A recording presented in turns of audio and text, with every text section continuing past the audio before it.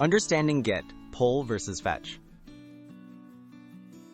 Git is an essential tool for developers to manage code versions and collaboration.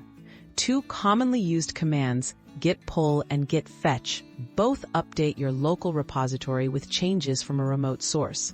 However, they differ in important ways that affect how you work with project updates and collaborate with teammates. What does Git Fetch do? The Git Fetch command downloads new data from a remote repository, such as new commits or branches. However, it does not change or update the code in your current working directory. This allows you to review changes before merging them into your work, helping to prevent unexpected conflicts or issues. How Git Pull works.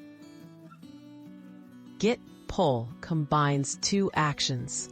It first fetches updates from a remote repository, then automatically merges those updates into your current branch. This means your local files are immediately updated with remote changes, streamlining the sync process, but potentially creating conflicts if you have local modifications. When to use each command. Use Git Fetch if you want to see what others have changed without affecting your current work. This is ideal for reviewing updates before merging. Use Git Pull when you're ready to integrate remote changes into your project immediately, staying in sync with shared work. Choose based on your workflow and need for caution. Key takeaways for effective project syncing.